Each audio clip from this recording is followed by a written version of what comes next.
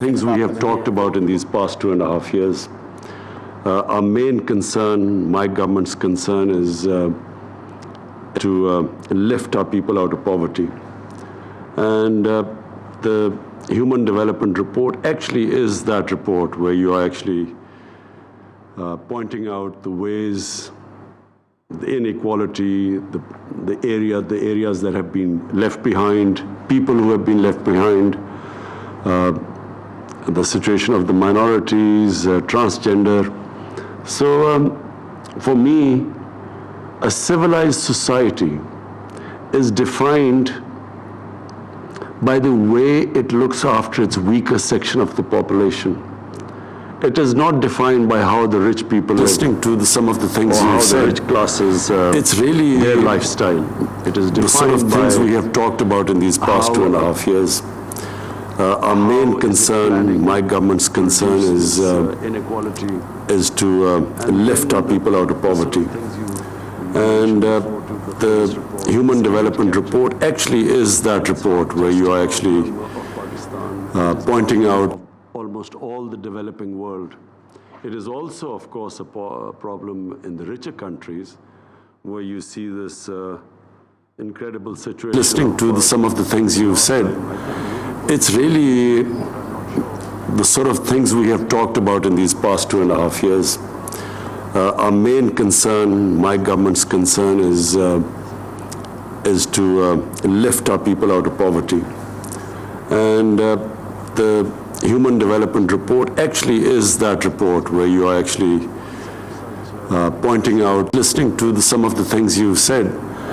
It's really the sort of things we have talked, the ways, the inequality, the areas that have been left behind, people who have been left behind, the situation of the minorities, transgender.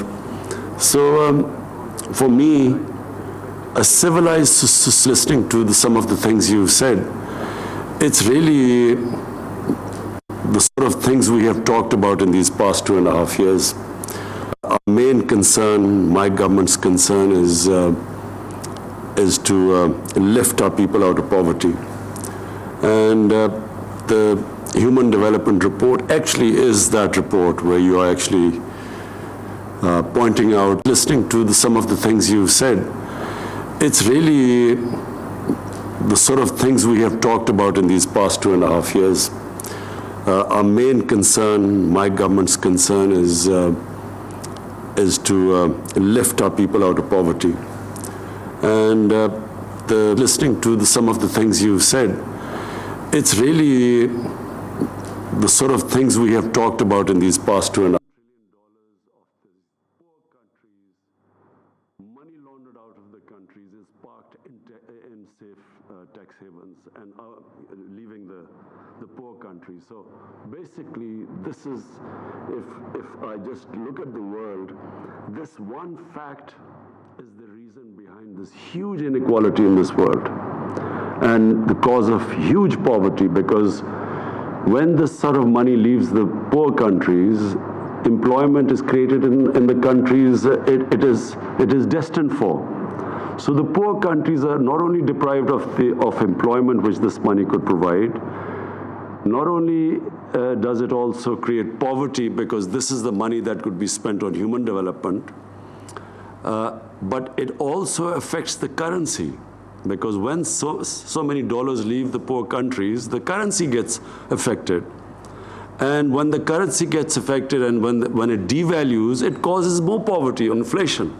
So this is a vicious cycle going on, and really, unless something is done about it, I'm scared that the richer countries will have to build these walls to keep these immigrants, economic immigrants out, who will be trying desperately, risking their lives to get to richer countries. So this is the one factor which, in my opinion, is causing more deaths in this world, poverty, misery in this world. And unfortunately, the richer countries, there is no incentive to stop this outflow from the poor countries of illicit money, because they gain from it. Now I come to the elite capture in our country, in our experience of 2.5 years. I'm proud to say that we are the first government that has gone after the cartels. No one in our history has gone after the most powerful sugar cartel. All it does is it just jacks up the sugar prices, and sugar is consumed amongst the poor people the most, because it's like the dessert of a poor family. And the poor the children in poor families, sugar is everything, and therefore, because it's consumed by the masses, therefore the sort of profits that are made by jacking up the sugar prices by the cartels, and because the cartels are all very powerful and connected politically, so this is the first time a government has taken this step. And we intend, we've strengthened the Competition Commission again to stop these cartels from making these mega profits at the expense of the people who actually then bear the burden because of inflation, and they get poorer.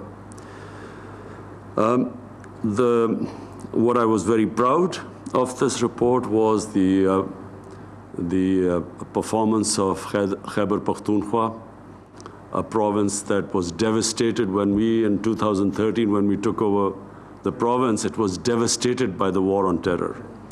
There were bomb attacks going on. The people had migrated from Pakhtunkhwa to Islamabad or other cities because of the danger to their lives and the insecurity. And so it gives me great pleasure to have what you pointed out, what the report says, that the province that reduced poverty the greatest and developed its human beings the greatest was KP, and it has almost caught up with Punjab. So that is a source of great satisfaction for my government. I'm also very proud of the way in COVID during this last 1 year, the way we came out with this SAS program, and Sania deserves all the credit for disbursing this huge amount of money in the shortest space of time, and when no one could say that there was any sort of political type of distribution, or there was any, I noticed that in Lebanon people were out in the streets and they felt that the money distributed during COVID was distributed on political basis and wasn't equitably distributed, and I'm very proud that no one could say that about us. Your point, Dr. Pasha, that now that we are having probably a very scary third wave, in some ways, actually, it is more scary than the first wave. Second wave wasn't that bad. So we are going to speak to the IMF because we see disruptions ahead. And just when our economy was recovering and all the indicators were positive, unfortunately, now we will have to review the whole situation and a new SAS program, because the service industry has been badly hit everywhere in the world. But in Pakistan, our service industry has been really badly hit. And now with this third wave, we will have to give incentive packages. When we look at what the United States, with a population of 330 million, it's almost $4 trillion is what they have distributed. And our population with 220 million, we barely, $8 billion was the total incentive package we came up with. So I think it's time around about 60 people own about the same amount of wealth as about 3.5 billion people on this earth, which are shocking figures, because there has to be something wrong with the world order where such inequality exists, and such, on one side, such opulence or wealth that can never be spent in 10 lifetimes, and on the other hand, impose conditions when people are already suffering. So we will want to, I will personally talk to her, and as you quite rightly mentioned, Dr. Pasha, that the UNDP report clearly states that, you know, you have to protect those, because the people affected are the poor people. the masses are affected everywhere in the world by the lockdowns and the disruption by the coronavirus. So we will be talking to them, and I look forward to reading in details your suggestions how we can protect the most vulnerable section of society. Finally, all I would like to say is that this UNDP report is going to really help us, because you have gone into details. We talk in theory, but you will now, with all this data you've gathered, this will really help us in fine-tuning our policies. And the main thing is to protect a poor section of the society. And also the regional disparity. We're already working on that.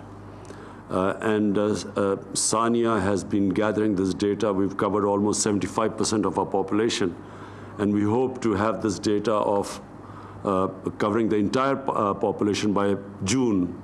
And so what we plan to do is then give direct subsidies to people. Once we have this data, and this untargeted subsidy, as you quite rightly pointed out, it's utilized by those people who don't need it, and the people who need it are deprived of it. So we now, once we have this data, then we will around about 60 people own about the same amount of wealth as about 3.5 billion people on this earth, which are shocking figures, because there has to be something wrong with the world order. And to urban consumer who's facing inflation, we will then be able to directly help them in their basic foods which they consume. The basic stable diet, we will be able to directly fund them, because unfortunately the commodity prices are rising all over the world because of the COVID disruption of the supply side. So we will be able to protect these people by directly subsidizing them, and that's why this data is extremely valuable for us. So I want to again thank everyone, and I want to say that this really will help us, and UNDP has done a tremendous job which is beneficial to us, and I'm sure that such reports would benefit all the developing world. All the countries would benefit from this report. So thank you, Dr. Pasha. And